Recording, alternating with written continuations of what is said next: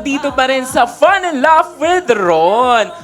At bumati ka naman ulit sa ating mga viewers mula Luzon, Visayas at Mindanao, Natsumi. Hello po, binabati ko po yung parents ko po at saka kay papa ko po.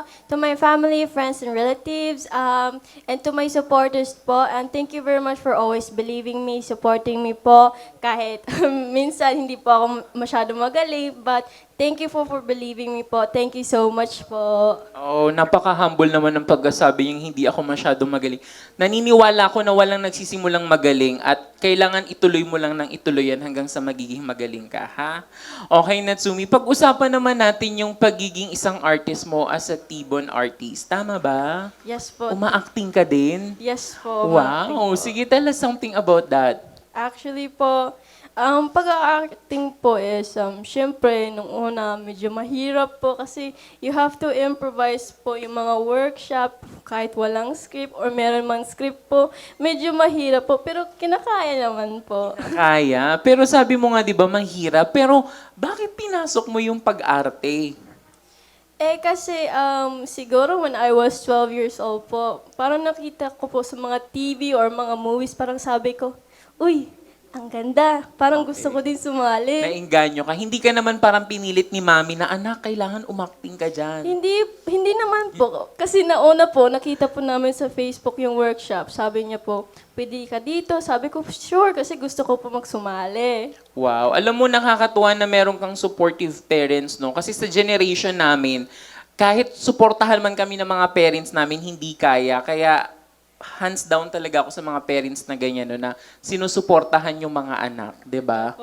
Ayan. So, bukod doon, ano pa yung nagiging motivation mo na para mailabas yung galing mo sa pag-acting? For me po, yung motivation ko po is, syempre, I will take inspiration po sa mga big artists po, yung mga magagaling or mahusay po mag-umarte po.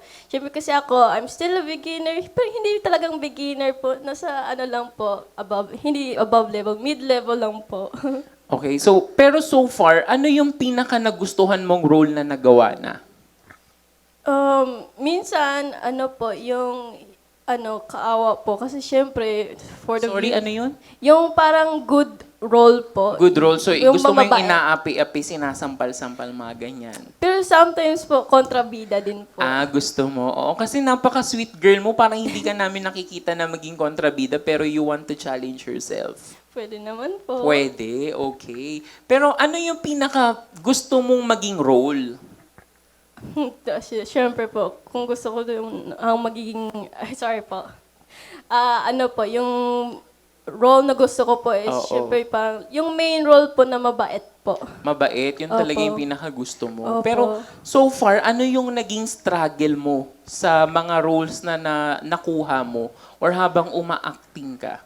Yung mahirap po is, ng mga role po is yung iiyak ka po. Kasi Oo, yun po yes. talagang mahihirap po. Yung imagination nyo po, dapat gagawa po kayong imagination kung anong napapaiyak po sa Oo, kasi lalo ka na, no? Ilang taon ka na, Natsumi? 15 po. 15. So, ang hirap paghugutan ng isang malalim na emosyon yun, di ba? And Opo. napanood din kita. Actually, napanood ko si Natsumi. Meron kang isang film na parang ikaw ay isang parang masamang anak.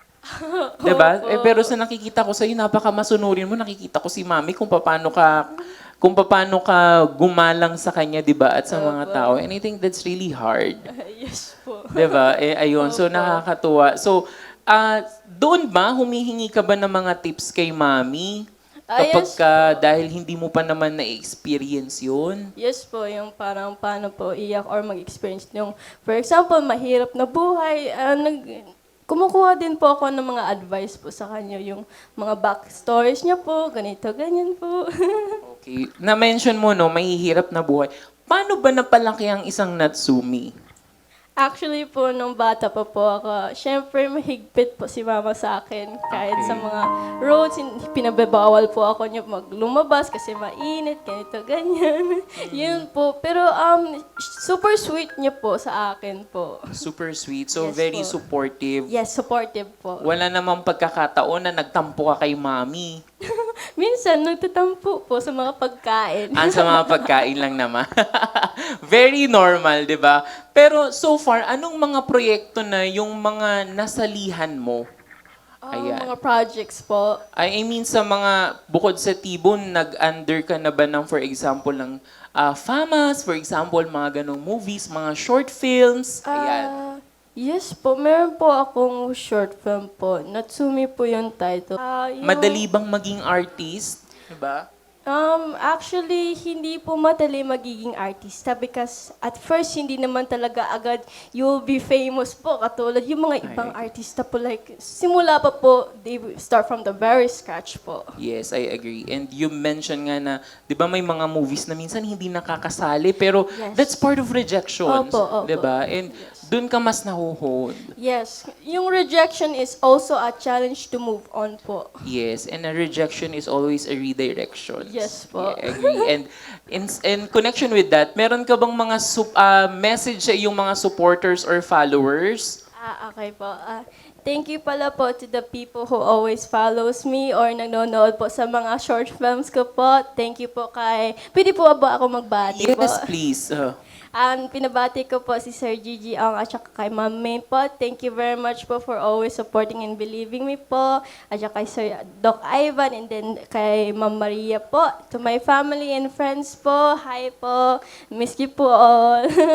Ayan, di ba? Napakadami ng supporters ni Natsumi, no? Pero, Natsumi, sa mga supporters mo, ano yung maipapangako mo sa kanila? Or, sino na si Natsumi 5 years from now?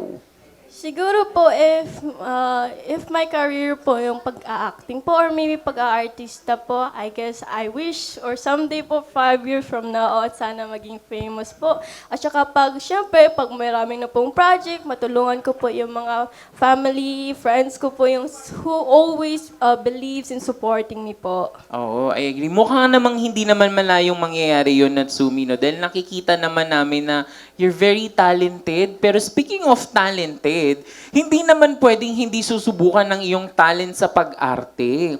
Pwede mo ba kaming mabigyan ng iyong sample sa pag-acting or iyong acting skills sa pag-arte? So ito ang magiging senaryo, magbibigay ako ng senaryo ha. Meron kang stepmother na ipiplay ni Sugar. Wow. At ito siya ay aalipustahin ka or aapihin ka in layman's term, 'di ba? So aapihin ka niya. So paano nga ba magre-react ang isang Natsumi sa isang eksena na 'to? Kaya naman tawagin na natin ang malupit na stepmother, Sugar. Lights, camera, action. Anong tinitingin-tingin mo dyan? Ay, wala po, Nay. Nakapaglinis ka na ba? Opo, nakapaglinis po ako. Ang selan. Malinis to? Tingnan mo. Ito ba ang sinasabing malinis? Amoyin mo. Kapal din ang mukha mo, ano? Ako nagpaaral sa'yo, ah! Tapos hindi ka marunong sa lahat? Nakapagluto ka na ba? Hindi po ako marunong magluto po, Nay. Mami, hindi nanay. Ay, Mami pala po. Sorry. Mayaman Diba? kayo, ma'am. Yaman tayo.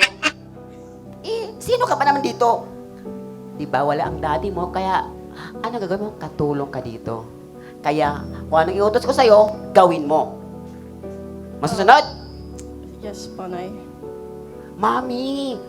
Yes po, Mami! Mayaman Yan. nga kayo. Ano? Anong tinitino? Kumilos ka na! Magluto ka ngayon. Paano po, Nay? Baka masunog po yung kusina po. Wala akong pakialam. Ay, Magluto ka ngayon at dala mo sa akin sa harapan. At unti-unting iiyak si Natsumi. Ano? Tingnan mo to.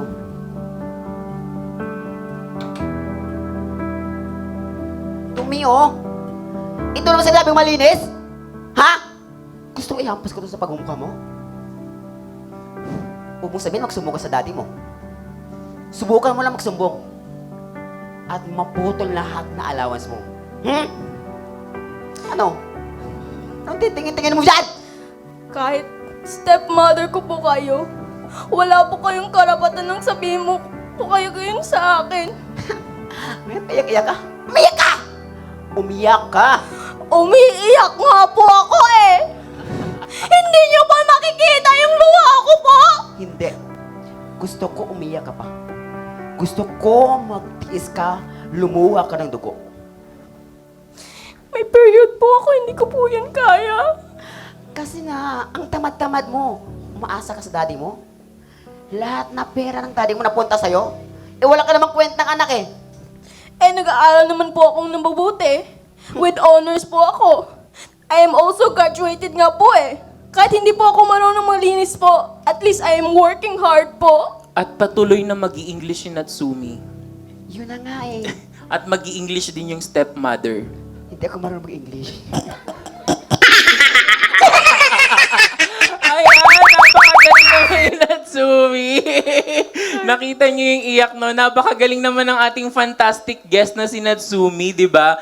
Pero, bibitinin muna natin kayo, guys. Pero sa ating pagbabalik, ay bibigyan niya naman tayo ng kanyang talento sa pag-awit. Yan ay sa pagbabalik ng inyong programang sigurado ang fun at sure na sure ang love, ang Fun and Laugh with Ron! No one's gonna